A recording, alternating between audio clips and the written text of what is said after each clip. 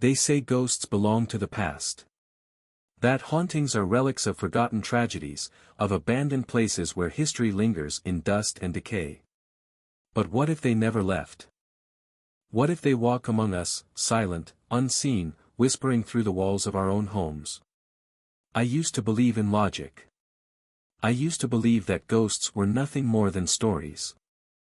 Bedtime fears meant to keep us awake at night. But now, I know better.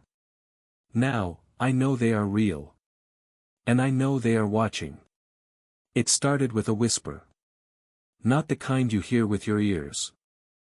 But the kind that settles in the back of your mind, so faint, so subtle, you mistake it for your own thoughts. It was a Monday night, late September, when I first noticed it. I was sitting in the living room, alone, watching television. The house was quiet, save for the occasional creak of the old wooden floors adjusting to the cooling night air. Then, something changed. The air in the room grew heavier, dense with something unseen, something, waiting. The feeling slithered across my skin like invisible fingers, and for the first time in my own home. I felt like I wasn't alone. I glanced at the hallway leading to the bedrooms. Shadows pooled there, darker than they should have been. I told myself it was my imagination. That I was just tired. Then. The whisper came. Soft, like a breath against my ear. My name. I turned sharply. Nothing. Just the room, just the walls, just the hum of the television filling the silence. My heart pounded against my ribs. I swallowed hard, shaking off the unease. Maybe I had dozed off for a second. Maybe the sound had been part of the show. I turned the volume up. But the whisper had already wormed its way inside my mind. And it wasn't going to leave. Sleep did not come easily that night. Even after turning off the television and forcing myself to bed. The whisper lingered in my thoughts, an echo of something I couldn't explain. The rational part of my mind insisted it had been nothing, a trick of fatigue, a stray sound from the TV. But another part of me, the primal part, refused to accept such a simple answer. I woke up around 3:12 a.m. to silence. The kind of silence that wasn't empty but filled with something, listening. My room was dark, the only light coming from the faint glow of the street lamp filtering through the blinds. I lay still, barely breathing, trying to figure out what had woken me. Then I felt it, a shift in the air, subtle but undeniable. Someone was in the room. I couldn't see them, couldn't hear them, but I felt them. A presence. Heavy. Watching. My skin prickled as I slowly turned my head toward the doorway. The hallway beyond was pitch black, swallowing any light. I stared into that darkness, my pulse hammering in my ears. Then. Out of the silence, came the whisper. I see you. My breath hitched. My fingers curled into the bedsheet, gripping it as though it could anchor me to reality. No one was there. And yet. I wasn't alone. I squeezed my eyes shut, my heart beat a frantic drum against my ribs. I willed myself to breathe, to move, but I couldn't. My body was frozen, paralyzed by the sheer, suffocating presence in the room. Then, footsteps. Soft. Deliberate. Crossing the floor toward me. Each step sent a bolt of ice through my veins. I wanted to scream, to turn on the light. To do something, but my body refused to obey. The footsteps stopped. Right next to my bed. I felt it leaning over me. Cold air brushed my face, a whisper of breath that wasn't my own. You let me in. The moment the words reached my ears, the paralysis shattered. I bolted upright, gasping, fumbling for the lamp on my nightstand. Light flooded the room, empty. Nothing. But I knew, deep in my bones, that I wasn't imagining things. Something had been here. Something had spoken to me. And it wasn't going to leave. The next morning, I convinced myself it had been sleep paralysis. A common enough phenomenon, right? I spent hours researching it on my phone, trying to drown my fear in logic. Hallucinations, the internet said. The brain caught between sleep and wakefulness. Nothing more. But I didn't believe it. Because the house was different now. The air felt wrong, charged with something unseen, something that made the hairs on my arms stand on end. Shadows lingered longer in the corners. The floors creaked even when no one was walking. I started catching glimpses of movement in my peripheral vision, just flickers. Just enough to make my heart jump. Then, the whispering started again. It came from inside the walls. At first, it was faint, like a distant conversation just beyond my range of hearing. But as the days passed, it grew clearer. More insistent. I would be brushing my teeth and hear it from behind the mirror. I would be washing dishes and hear it from inside the cupboards.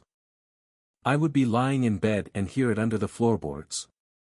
And always, it said the same thing. Let me in. I refused to answer. But I could feel it growing stronger. By the end of the week, I was barely sleeping. The whispering never stopped. I started leaving the TV on at night, keeping music playing, anything to drown out the sounds. But it didn't help. One evening, as I was washing my hands in the bathroom, I saw something that nearly stopped my heart. My reflection didn't move. For a full second, my hands were under the running water. But the version of me in the mirror stood perfectly still. Then, slowly, it smiled. I stumbled backward, nearly slipping on the tile. My reflection's head tilted slightly. Its grin stretching too wide, its eyes too dark. Then it whispered. You let me in. The bathroom light flickered. The room grew cold. I didn't think. I ran. I grabbed my keys and left the house. My breath coming in ragged gasps. I didn't stop until I was sitting in my car, parked 2 blocks away, hands gripping the steering wheel so tightly my knuckles were white. I couldn't go back. Something was in there with me. And it was waiting. I spent the night at a friend's place. Told them I was having trouble sleeping, that I just needed a change of scenery. They didn't question it. But the thing in my house wasn't done with me. At 3:12 a.m., I woke up to whispering. Not in my head. Not from the walls. But from my phone. I turned the screen over and nearly dropped it. The Notes app was open. A single sentence had been typed out. You can't run. My blood turned to ice. The screen glitched.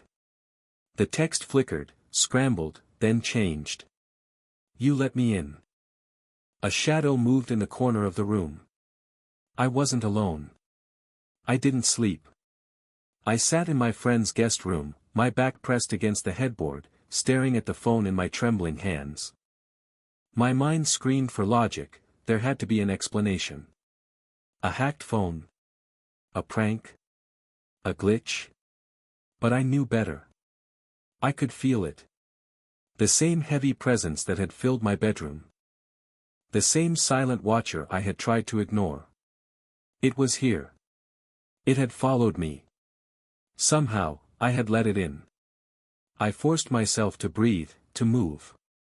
My friend, Derek, was just down the hall. If something was really in the room with me, I wasn't facing it alone. I reached for the lamp. The moment my fingers touched the switch, the closet door creaked open. Not a gust of wind. Not a shifting house. It opened. Slowly. Deliberately. The darkness inside swallowed all light, deeper than the closet should have been. Then, from that black void, something stepped forward. Not a person. Not even a shadow. Something worse. It was wrong, like a human figure stretched too thin, as if reality itself struggled to contain it. Its limbs bent at unnatural angles. Its face shifting like water, always almost forming a mouth, a nose, eyes, but never quite right. And then it spoke. Not a whisper this time. A voice, layered on itself. Echoing with something hollow and ancient. You can't run. The lights flickered violently. The air grew thick, pressing against me like invisible hands. I ran. Derek nearly punched me when I barged into his room. Dude. What the hell? He fumbled for his phone, blinking against the darkness. What's wrong? I opened my mouth, but what could I say? That something had followed me from my house. That it had crawled out of his closet and whispered threats into my bones. I tried to speak, but my breath came in frantic gasps. Then we both heard it. The closet door in the guest room. Slamming shut. Derek went still. What was that? I shook my head. We have to go. He must have seen something in my face, because his usual skepticism vanished. He grabbed his keys without arguing, and within minutes, we were in his car, speeding through empty streets. Neither of us spoke. What was there to say? That thing, whatever it was, had followed me. And I knew, deep in my bones, that it wouldn't stop. We ended up in an all-night diner. I gripped my coffee cup like it was the only thing keeping me tethered to reality. Derek watched me carefully. Start from the beginning. I told him everything. The whispers. The footsteps. The reflection that wasn't mine. His face darkened. This sounds familiar, he admitted. My grandmother used to tell stories about things like this. Not ghosts. Something worse. I frowned. Worse? He nodded, his fingers drumming nervously against the table. Spirits, entities, whatever you want to call them. They don't haunt houses. They haunt people. A chill crawled up my spine. You mean? You let it in, he said, his voice low. Somehow. You invited it. And now it's attached to you. The words sent a jolt of cold fear through my chest. How do I get rid of it? He hesitated. And that's when my phone buzzed. One new notification. No caller ID. No app. Just a message. I turned the screen toward Derek. His face drained of color. The message was short. You spoke my name. Then. My reflection in the diner window turned, and smiled. Panic surged through me. I shot up from the booth, nearly knocking over my coffee. The reflection still grinned, its mouth stretching wider. Teeth sharper. Then, the lights in the diner flickered out. Gasps and shouts filled the room as the restaurant was plunged into complete darkness. Dishes clattered. A waitress swore. I grabbed Derek's arm. We have to go. Now. We stumbled out onto the street, hearts pounding. The streetlights buzzed overhead, their glow unnervingly dim. Derek turned to me, his face grim. If it knows you spoke its name, you don't have much time. I swallowed. What do I do? He hesitated. There's one way, he admitted. A ritual. But it's dangerous. I exhaled shakily. Dangerous how? If you do it wrong, it won't just haunt you. His voice dropped. It'll take you. Silence stretched between us. Then I felt it. The air around me, thickening. A whisper. Curling against my ear. You let me in. I had no choice. Derek's grandmother had once told him that spirits like this could only be banished one way, by forcing them to reveal their true form. And once you saw what they really were, you had to speak their true name. I didn't know if it would work. But I knew that if I did nothing, I wouldn't survive the night. We gathered supplies. Salt. Candles. A mirror. Back at my apartment, we drew a circle of salt in the center of the living room.